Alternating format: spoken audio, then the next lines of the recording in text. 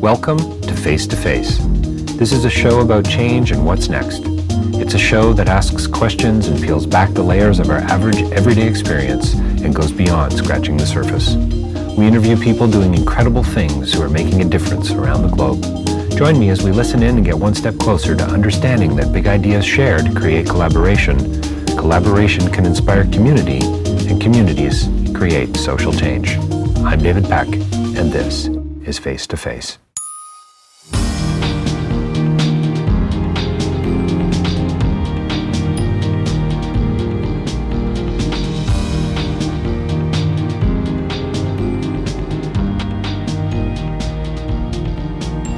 So my next guest is an activist. He's a social justice guy. He tells me he's got the looks for radio, so I'll let you guys decide that once you've listened to the interview. How odd and absurd is that?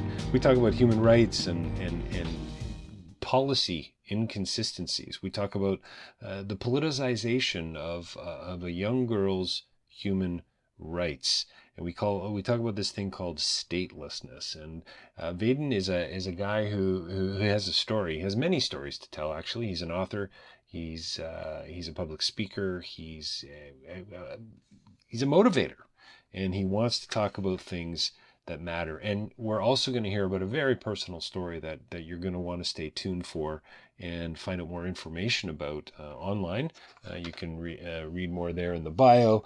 You can listen into the interview, and I know that you are going to be engaged. We talk about humanizing the statistic and what it means to be politically correct. Haiti comes up, oppression comes up, global poverty, the majority world. Stay tuned for a little bit more coming right up on Face2Face with Vaden Earle. And don't forget face2facelive.ca for more of my own podcasting, davidpecklive.com for a bit of info about my writing and public speaking, and rabble.ca as well for more information about some other podcasting and blogging and so on, and a website about everything that matters. And you can also support the work that I'm doing through Face2Face on patreon.com if you feel so inclined. Coming right up, Vaden Earle here today on Face2Face.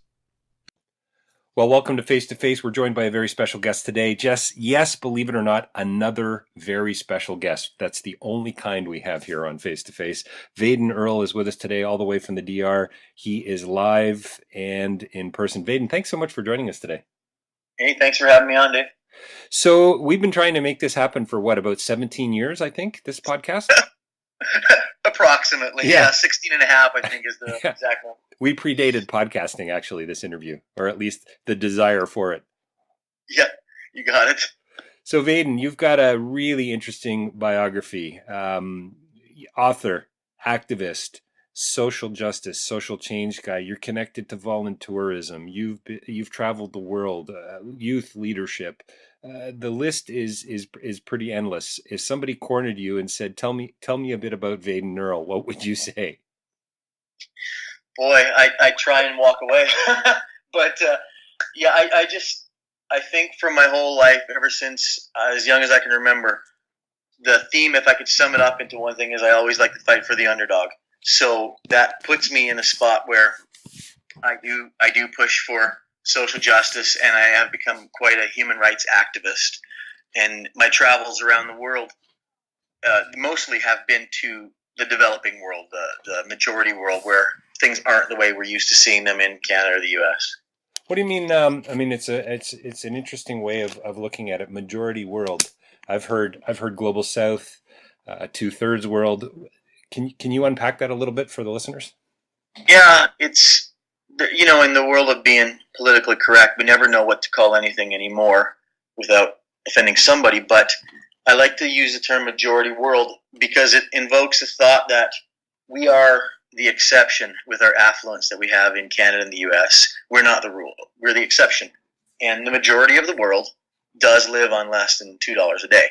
So when I say I've traveled to the majority world, those are the places that are trying to get a step up and get on that ladder to recovery, get out of poverty. And I don't like using third world as much just because it conjures up a different kind of mentality. I like to put the onus back on us to say we're not the rule, we are the exception. So in 2007, you published, I think it was 2007, you published a beautiful book, a tragically beautiful book. Is that a fair phrase? I like that phrase, and thank you for the compliment. Yeah. One, a face behind the numbers. Yeah, tell us a bit about it. It was based on what no longer I think exists. The Millennium Development Goals been replaced by the Sustainable Development Goals. Tell us a little bit about the genesis of the book, where it took you. I mean, just beautiful, beautiful photography, so well written, and such a affirming challenge to us all. Yeah, the book, it was an outflow of what was going on in my head for about a couple of years before that. I had traveled to some pretty dark corners of Thailand and Cambodia, as I know you have as well. And I remember even in some places throughout the Caribbean that you'd expect to see on a postcard, not on a UN chart. And I saw some things that blew my mind. And I came home and I did some research, and all I started to see was all these giant numbers. Mm, 30,000 people a day die in Africa. And it's not even a tragedy. It's just a number at that point. right. I mean, it's like 30,000 people died today in Africa. Somebody passed the beer nuts, sort of thing, right? It just you fold that into a conversation as if it meant nothing, and it bothered me so much because I met a handful of those 30,000 people in Africa or in Thailand or in Cambodia, wherever I've been. So I started to think there's got to be a way of humanizing some of these statistics, because when they're just numbers, it's very difficult for me to get passionate about them. So I started collecting stories when I traveled, and as well as collecting photography. And I realized that 30,000 people dying a day is a number. But if I hear the name of that one child that struggled because he only got to eat once a week, and how he fought through it and ended up passing away, if I know his name and I see a picture of his face, that now is a tragedy. That can break my heart. Whereas a number just wasn't doing it. So your role was to sort of connect, and I don't really like the language, but over here and over there, bridging the gap, finding a way Yes. to speak about these issues in a way that actually mattered. This wasn't about quantification anymore. This wasn't about numbers and math and stats. This is you got to go deeper. Yeah, it was about humanizing it. Really, I mean, if I could boil it down to a phrase, that book, the entire purpose of that book was about humanizing the global tragedy that is extreme poverty. Where do you sit today? So 10 years old. I'm kind of blown away that the book's been out for 10 years. I think you've mentioned before, possibly writing a follow up. Maybe you're working on a project like that currently, but if you read the stats, numbers apparently are going down of children that die every day, and it would appear on a certain level things are getting better. What's your sense? Well, I don't know if I'm ready to jump on to the getting better bandwagon, but I'm ready to say it's changing.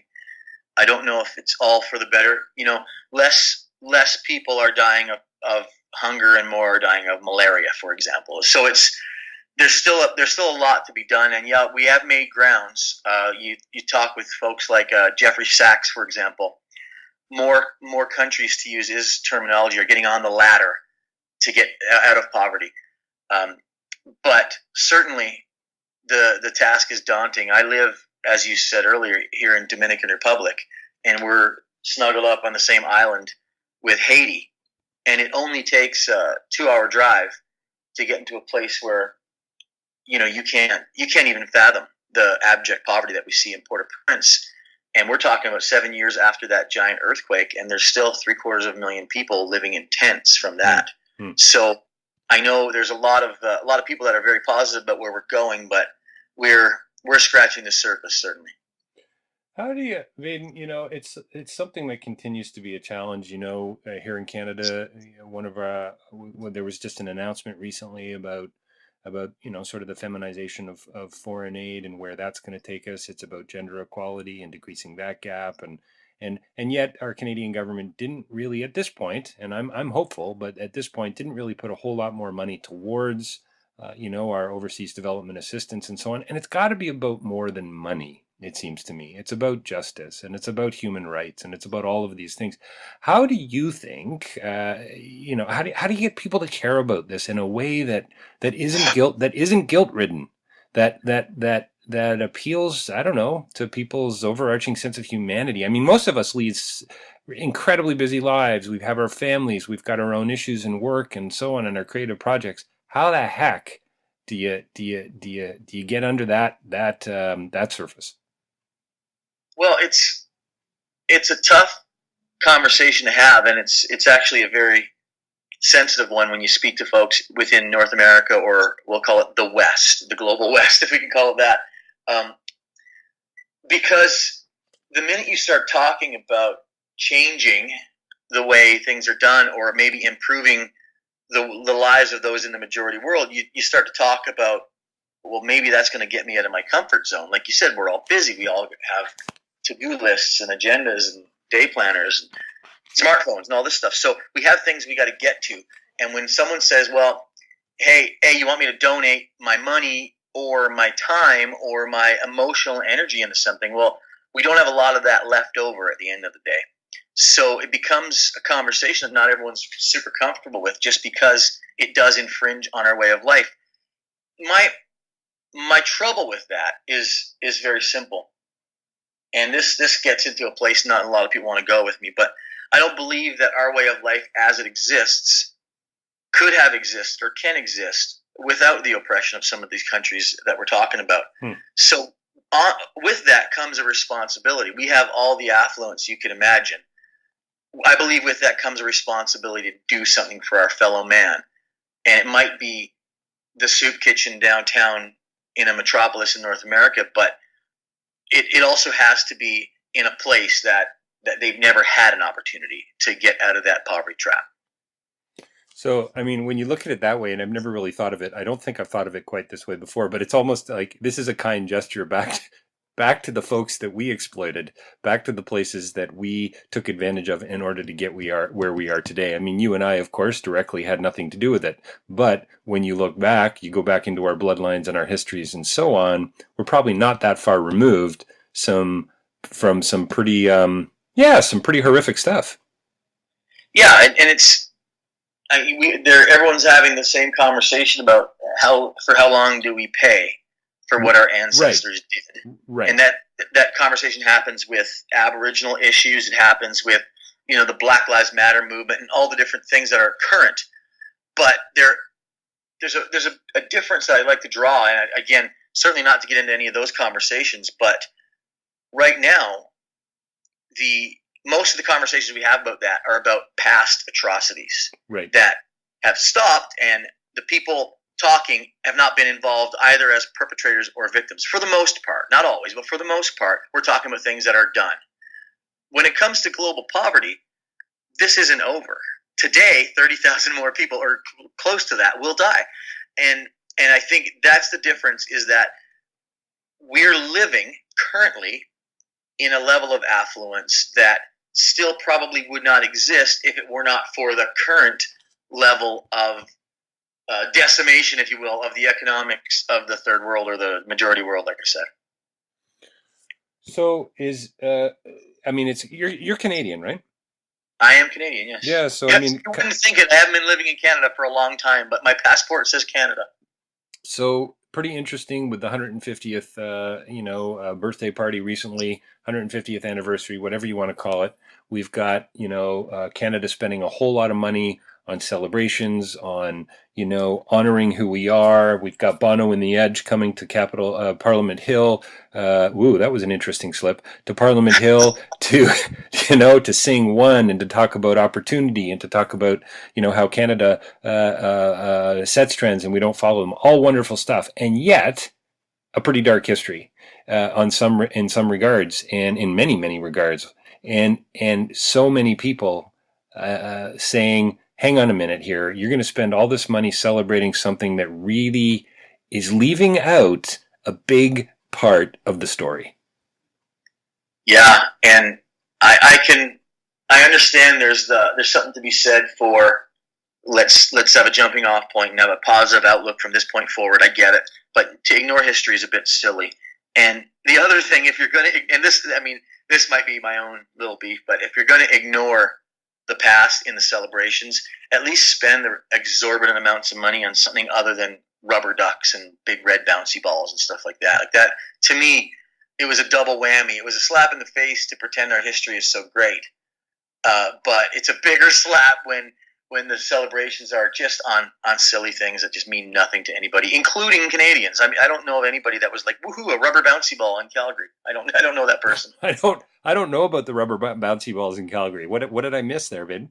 There was a giant red rubber bouncy ball in Calgary, and I can't remember how much it cost, but it was it would have put every homeless person in a shelter, that's for sure, safely. Right. Yeah, it's a difficult conversation, and I, as you know, I teach at Humber College, and just a couple weeks ago this year, we had Kairos come in. We were blessed to have them come, and we had a Bob Phillips, First Nations elder, come and run a blanket ceremony for us, and we've done this the last couple of years, and then we followed it up with a lunch made by a local Syrian woman who's a newcomer to Canada. I mean, it doesn't get much better than that in some respects, but here we have 60 students doing this blanket ceremony. You got to do one if you ever get an opportunity. But talk about taking you back. Talk about rooting you in a history that says, yeah, you know what, we got to move forward. Absolutely got to step, but we got to look back to sort of start to break down, some of those connecting dots. The what does reconciliation actually mean, and how are we going to move forward? And whether you like Trudeau or not, and that's not a comment to you or to anyone else really, but just it seems like. Having emerged after 40-minute conversation out of the teepee on Parliament Hill, that he's open to conversation. Where it's going to head is another story. Yeah, let's hope so. I mean, who knows? I just see so much political posturing going on these days that I believe things when the rubber hits the road. That's for sure. When it's in theory mode, I'm skeptical. I got to see something practical happen, but hopefully you're correct in that. Yeah, the large rubber ball was hitting the road in Calgary, apparently. Yeah, the big red rubber ball. And then I didn't get to see the rubber ducky. I'm not sure if you were honored enough to get a selfie with it or not, but I did not. I did not. I mean, I'm very tempted here, but it'll take me away from our conversation to do a quick bit of research on the big red rubber ball. That's pretty funny. Something else. So here's a quote. Quote: "Where are you from? What is your nationality? These are pretty common questions. Imagine not being able to give a straight answer. Imagine a life where no country will claim you as its own. This is a situation called statelessness." Close quote. Do you know who that is? I'm not sure, but it sounds like an uber intelligent, very good looking human being. So that's chapter 7, man. That's page 145 of your book, One Face Behind the Numbers. Yeah, I recognize it. I bet you do. I want to talk about what's going on in your life. You've got a personal story to share, and I would say more than a personal beef. But talk to me a little bit about statelessness, and let's connect it to what's going on in your family's life. Well, as I said earlier, when I started writing that book, it was all about humanizing the statistics, and one that was glaring at me was this thing called statelessness, because it's not a term that a lot of people know. No. And the reality is a disproportionately low number of children around the world, when they're born, don't get a birth certificate. And people in our world, it's a given. It's just a given. It's just what happens. And we don't consider that a potential global pandemic, because it just happens for us. It's automatic. And if it doesn't happen, someone's going to get fined or go to jail, because it's an inalienable right that has to be granted to everyone that's born. But I don't know the exact current numbers, but I believe we're getting close to 12 million people right now that we know of that are stateless in the world. And the problem with a issue like statelessness is we don't know. So we could say 12, it could be 200 million. We don't know by virtue of the fact that they're stateless. So it's hard to count those that we don't recognize as humans, if you know what I mean. Yeah. So root that a little bit more in some common experience, because I know you've got plenty of it. What does that mean to me? I don't have a birth certificate. I'm living in a country I mean, obviously, emotionally, spiritually, psychologically, I get it. But are we talking about things like access to healthcare as as sort of fundamental as that, or is this even bigger? Well, it starts immediately because you can't, in most countries, you can't even get access to education without some sort of a passport or birth certificate or whatever country, whatever official document that country issues. So you start with education. So now you've got children that can't even get a primary education. So now they go down a path. If that's juncture number one is education, go left to education, go right to no education. They go right. So they go right. Now they're going down a road where what are they doing during the day when all the other kids are in school? So there's other options. There's crime. There's child labor. There's child soldiers. There's all those things. They got to choose. Maybe they're going to stay home and help raise the siblings with their parents. Maybe they get lucky. But they're going down that road. And then when it comes time for a kid to actually work and get a legitimate job, they got another problem. Most forthright and legitimate employers require a piece of paper, some sort of piece of paper for that child or that kid or teenager, whatever they are, to hold down a job. So now we've got a section of the population that's uneducated and unemployable. And that's one thing. So if you think about if today 1 million children are born stateless, that's one thing. And okay, we get our heads around that. But now when that 1 million children become 18 years old and no education and cannot get a job, now they've got limited options. So that puts them in a poverty trap that's very difficult to get out of.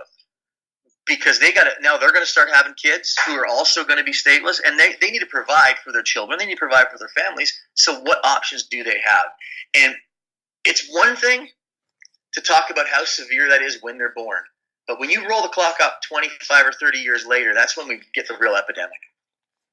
Well, isn't it remarkable too how something, obviously when you say it, statelessness sounds very ominous and dark, and clearly it is. But I guess what I mean is this one issue, how interconnected it is to pretty much everything else, and something so in a way simple. I mean, what do you mean I don't have a birth certificate is my question. I remember going to get a UK passport. My father's from Luton, England, and so I get kind of grandfathered in. I carry two passports, and we went to start. I had to prove who I said I was, and I had to get my parents' marriage certificate. Well, we had a certificate from the church, or some Anglican church they got married at in Toronto, but we didn't have the marriage certificate from the government, and we couldn't find it, Vaden. And it wasn't just that we couldn't find it in a safety deposit box. There was a period of time where the government was saying, yeah, we don't have a record of that. So my mom and dad, or especially my mom, she's like, well, we aren't married. It kind of freaked her out a little bit. And so something so simple, right? Like that, you see the implications of it, and then you start to say, okay, now I'm starting to see why this is a little more complicated than making something as simple as a black or white or an either or distinction. Does that make sense? Yeah, absolutely. And the ripple effects of that one little thing are just massive. Yeah, it's pretty profound. So tell me what, I want to know about the petition that you're asking people to sign. I've heard a bit about you online lately, Vaden. You are becoming a bit more of an activist, and you've got really good reasons for that. So tell us about what's going on about. And we're gonna kind of wrap up our talk today with a couple of action items for our listeners. But anyway, go ahead. Please bring us into the loop. What's going on? So back in 2009, I had been doing a lot of humanitarian work in a lot of different countries, but I focused quite a bit of my time between Haiti and Dominican Republic. So met a little girl and her mom at a garbage dump just outside Puerto Plata in Dominican Republic. And it's pretty common down here that wherever there's a garbage dump, there's a pretty continual supply of plastics that you can recycle, sell to the recycling depot, and make a few bucks a day for sustenance. So a lot of Haitians that are displaced and have nothing else, they'll go to the garbage dump, they'll collect plastics and make a few bucks. And then there's also, because we're in a tourism area, we find there's a lot of waste of food that gets into the garbage dump system, and they eat that when it shows up at the garbage dump. I know that sounds horrific and disgusting, but that's the world of a lot of people here. So that's where I met this little girl and her mom. And shortly after I met her, the mom passed away. So we were looking at a couple of options, but I said shortly after. It's probably a couple of years, actually. I knew them before the mom had died. And I'd grown quite attached to this little girl. So made some phone calls to our local MP and ended up talking with at that point, the Minister of Immigration. And we got some help, or we thought we had help from the government to adopt her. So we went ahead. She had been, when the mom had died, the little girl had been given to the grandmother who couldn't afford to feed her. I mean, she was getting fed 2-3 times a week. And they sent her back to Haiti with another family member because no one could afford to put food in her mouth. And in Haiti, I don't know if you know much about Haitian culture, but there's a system there called the reste avec system. And reste avec is French for stay with. And it's modern day slavery. So I can't say wealthy families will purchase kids from poor families, because it's more like less poor families will purchase kids from more poor families. And they'll buy these kids for $30 or $50, and then they have them as household servants, and they clean up and they, feed the dog or whatever it is. And these situations are horrific, and it's complete and utter modern day slavery, but it's culturally accepted there. So when this little girl was sent back to Haiti, we all knew that was going to be in her future as someone in a family that couldn't afford to feed her. So we got the green light from our friends in Ottawa to go ahead, and if we could find her in Haiti, bring her back, and if the grandmother would sign the guardianship documents and all that, then they would push through an adoption. So we did that. And it was looking really good. That was June 15th of 2009 that I had that conversation with my MP. And it was looking really good. And then 6 months later, the earthquake happened. So when I say the earthquake happened, I know people that listen to this podcast are probably thinking, well, that's not a big deal because he already got her out of Haiti.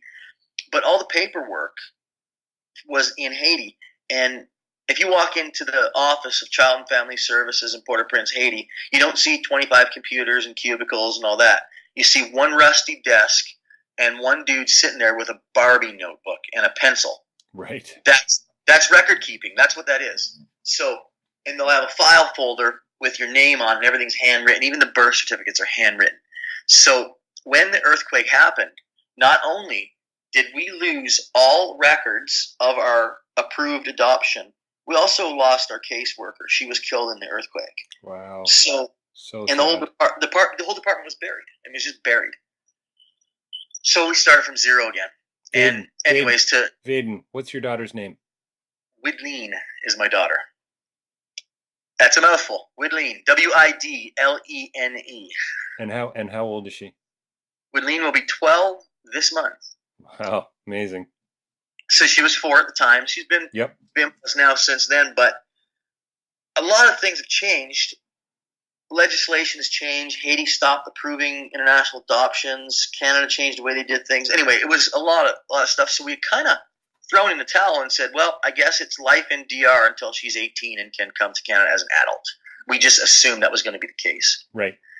But much to our chagrin, about a year ago, Dominican Republic changed their legislation one more time. And what they did was the UN actually called it a social cleansing. They said that any Haitians, or I shouldn't say Haitians, I should say people of Haitian descent, that were living in Dominican Republic had to prove 3 generations of legally immigrated ancestors, or else they would not be given a Dominican identity, which is impossible. Obviously, with the record keeping, like I just told you, nobody can prove that. Certainly, most of them didn't immigrate legally anyways. They came across as refugees. So there's about 750,000 people that have never been to Haiti, but they're Haitian, but they've never been to Haiti. Right. They don't speak Creole. They were born in Dominican. Their parents were born in Dominican. They speak Spanish. They're effectively Dominican. Dominican Republic says, we don't want you. Any of your paperwork is null and void. You can't use it anymore. It's over. So now they're started to deport them. Well, Haiti's knee-jerk reaction to the Dominican law was to say, no, you were born in Dominican, you speak Spanish, you don't speak Creole, we don't want you, we're not going to patriate you as Haitian. So in one signing of a pen, that created 750,000 stateless people in this country. Wow. I mean, talk about interconnected, talk about domino effect, and how one simple decision, and yet, maybe not so simple, affects potentially millions, and the implications go on for generations. Yeah, and here we are. We're trying to get now. The reason that this has gone to a whole new gear, and the reason you're seeing me on the internet and in the news and everything else, is because my daughter Woodleen now has joined the population of the most vulnerable people group on Earth as a stateless female under the age of 18. And the chances of potential exploitation in this country are astounding. She's had problems already with police officers now that know they can look at her, they can tell she's Haitian. They assume she has no paperwork to be here, so they're trying to exploit her. And we've had to deal with some pretty serious situations with law enforcement here. And in one case, just to give you one example, I was sitting down with the chief of police after one of his staff members literally tried to get my 11-year-old daughter to go home with him. Wow. And I found out it happened, and we dealt with it as any father would. But I sat down with his boss, and he says, why don't you go down to City Hall and file a formal complaint? And then he smiled. And I said, you damn well know why I can't do that. Because she has no paperwork. And he said, I know. And that smirk on his face made me realize it's really time to leave this country. It's not a safe place for her anymore.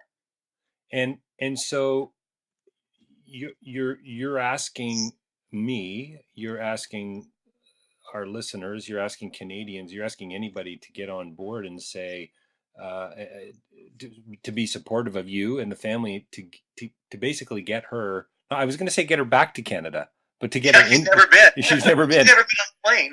Right. To get her into Canada, and as you read through your site and bring Woodleen home, by the way.com, there'll be a link to it on the site, and you'll be able to access that there. But Canada has failed us.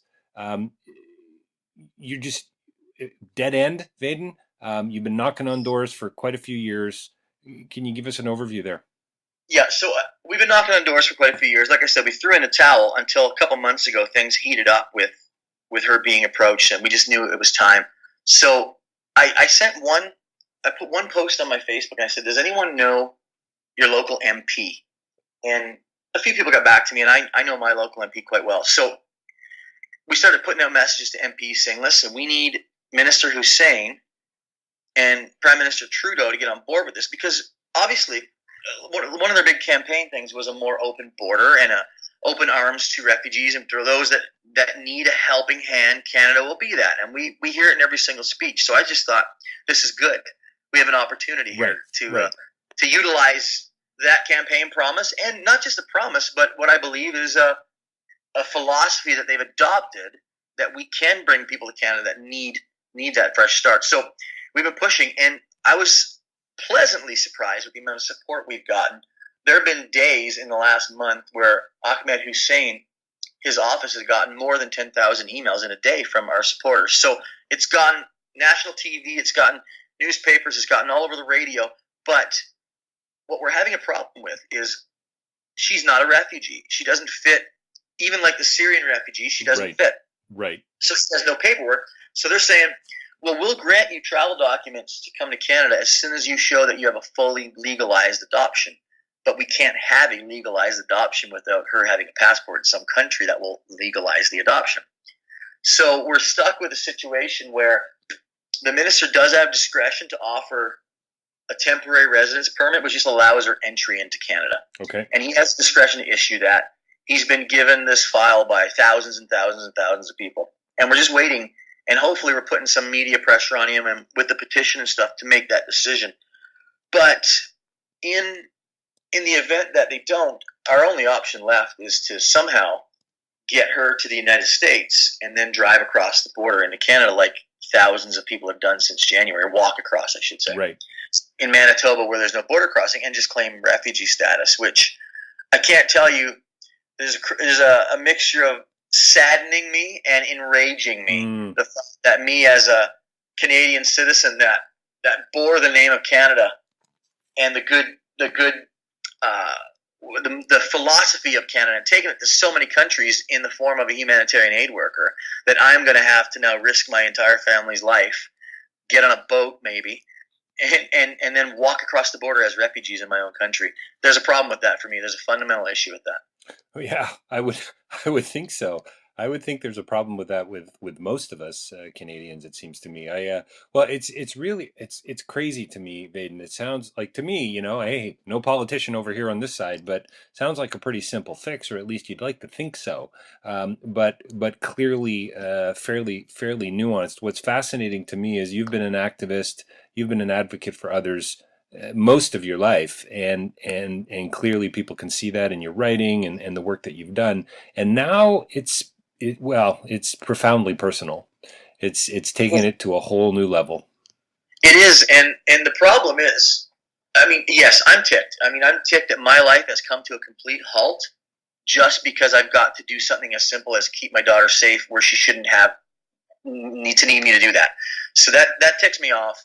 It ticks me off that it's bleeding us of all of our time, all of our money, and everything just to try and lobby the government to do something that seems like it's a given. Right now, but the bigger problem. I mean, there's a bigger problem here, which is almost unbelievable, is that how many people are represented by the exact same situation that maybe don't have the tenacity or don't have the network that I do to actually get through to the Prime Minister or the Minister of Immigration. How many people quit? Right. Over the last few years, just said, I can't do it. They said no, and they just throw in the towel. Well, I'm not going to do that. But the problem is, they're making me go down a road I don't want to go down, I guess is what I'm trying to say. Right. Well, you're clearly fighting back, and you're getting a bigger message out there as well. Very personal, obviously, very connected, which is kind of interesting that we've kind of come full circle, right? Face behind the numbers. Now, right. What's the line? This time it's personal. I can't think of what film is that from, but it's a tagline. Every Arnold Schwarzenegger film ever made. Yeah.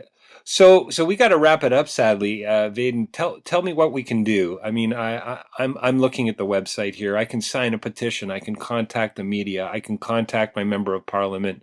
I can share the story. Hashtag, by the way, folks, is enough is enough. What else are you asking people to do? Well, those things are really important, but right now, as we see it, the biggest strength is still having an MP advocate to the minister for us, and sadly, it's become a partisan thing. So a Liberal MP is more effective than any other MP at this point. But if people that want to help are willing to send an email to their MP, and I've even put on that website, there's even some copy and paste emails to send to your MP. Right, I've made it very easy. And local media is becoming our strongest suit here. So even people think, oh, I just have a little local newspaper that goes out to 25 houses. That's fine. I'm happy with that. Because anyone in the media getting this is just going to pass it around to their circles, and it will climb up to the top, and it will get there. So MP, local media, the petition is a 30-second step. Just sign your name on the petition and talk about it. At this point, we've got in the news, we've got the controversy over this Cutter thing and the $10.5 million going to that guy.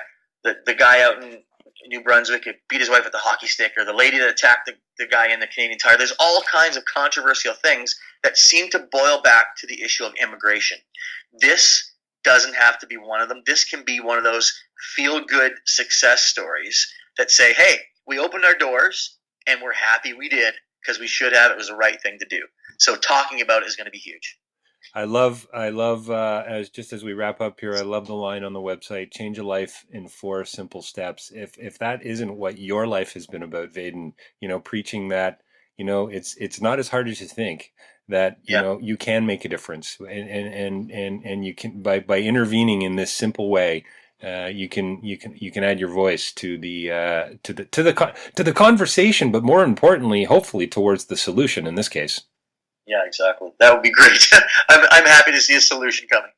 Vaden, thanks for your time today. Really, really appreciate it. And Vaden Earle joining us from the Dominican Republic. And you going surfing later today, Vaden? Is that are you going to be spending your time in another way? I'm going to spend my time on an outdoor couch with a big old cigar in my hand. That's what I'm going to do today. There you go. Well, thanks for your time today. I appreciate it. Thanks a lot, Dave.